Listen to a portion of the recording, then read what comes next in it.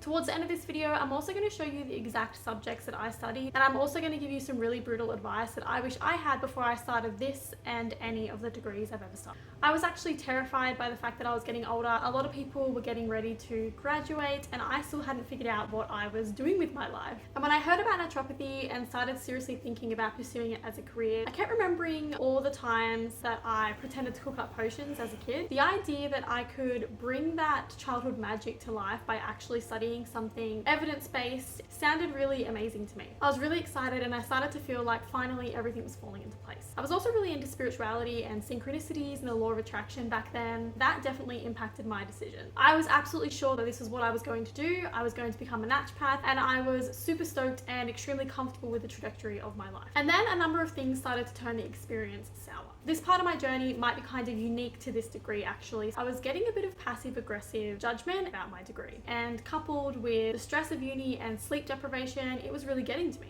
At 21 years old, I thought that this profession was really well respected, but I was quickly realizing that I was wrong. At first, I figured I'd just have to make it more credible and respected by doing really well at the science subjects and the research components of every single unit, and I did. And I kept hearing my friends and lecturers talk about how there's little career opportunities and that this industry is difficult to make a living off of. I was trying to stay positive, but the doubt was definitely starting to grow. I was getting into crazy debt, way more than any other students at most other universities, and I was worried I was going to use up my entire fee hop limit, be jobless, and unable to start another degree. I was 2 years into my 5-year degree. It was taking me 3 hours to get to class and 3 hours to get home. There weren't enough hours in the day for me to study the recommended amount and get enough sleep, let alone have a job. So I was living out of home, living off of government payments, and trying to make ends meet, all for the promise of a well-paying career. And one day a lecturer said to us loud and clear, making a career out of this is not going to happen for the majority of you. And it really sunk into my gut, and I was left with the numb kind of depression. If you watched my previous video on the 5 worst things about studying naturopathy update, you've already heard this story. I was in my 3rd year, having only technically completed 2 years of study, and one day I got a call from the government telling me that I wasn't full-time. I was absolutely sure that I was full-time, so I just thought they were doing the rounds, a mistake had popped up, and we would get this cleared up and we would all move on with that day. But no, it turns out 2 of the 8 units that I'd studied in the past year was half the normal credit points that a unit would be. And this brought me below full-time. These units were low in credit points, not because they were less difficult, but because they were assigned less in class hours, which actually makes the subjects more hard because it means that you have to spend more time trying to teach yourself the content. Anyway, because I technically wasn't full-time for an entire year, I didn't actually qualify for government payments, and I was issued with a massive debt that I had to start paying off immediately. I'm going to expose my financial situation at the time. I think I was left with about $2 a week after I paid all of my bills off,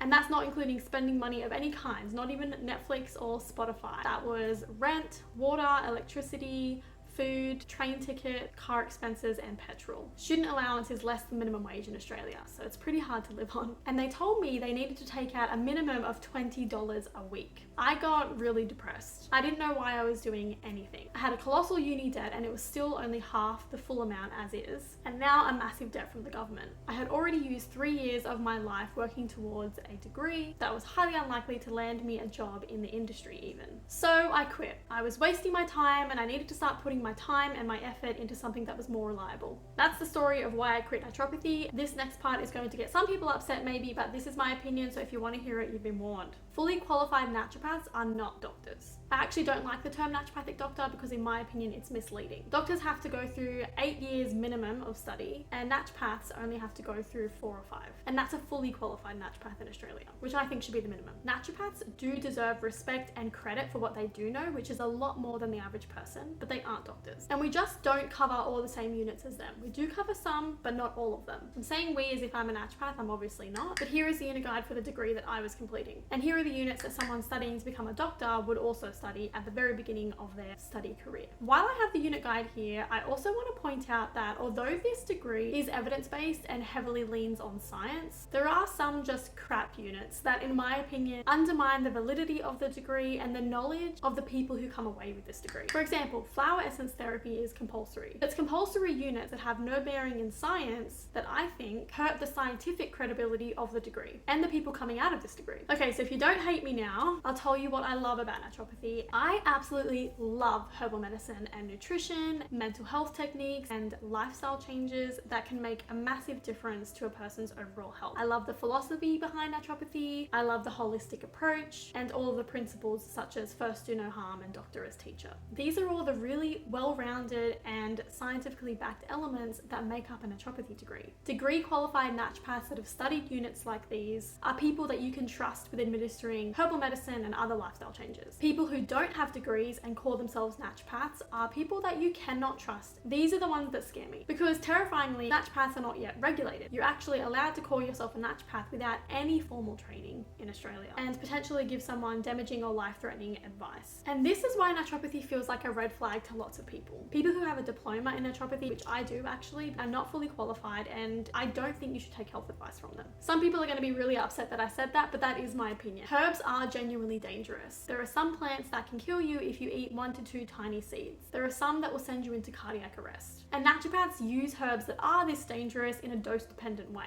Herbal extracts, which are what naturopaths use, are just that, extracts, which means they're concentrated versions of the phytochemical makeup of the plant or of the metabolites within the plant. That stuff can kill you or permanently damage your organs. So we do have to be careful about it. That's why we need people taking this seriously, being regulated, and coming out with at least a degree level qualification. And also, how freaking cool is that? Herbs as medicine, especially the ones that have a growing body of scientific evidence behind them, are amazing. Also, the history of herbal medicine, which is actually just the history of medicine in general, is also amazing and super interesting. There is a lot to genuinely love about this topic and degree if you choose to study it. For those of you who are navigating this on your own and don't have any sort of guidance like I didn't, here are 6 really major but really fast takeaways, and this applies to any degree or course that costs money. If your circumstances mean that you need to be full-time, check and then double check exactly how they calculate a full-time load. Sounds stupid maybe, but I'm not the only one who's made this mistake. I told everyone I could at my college after this happened to me, and only one person was like, oh yeah, I know that. Everybody else was like, shit, I really need to check. Educational institutions are businesses, and they don't care if you do well, they just want your money. It's your job to look out for yourself, and you have a right to ask as many questions as you want.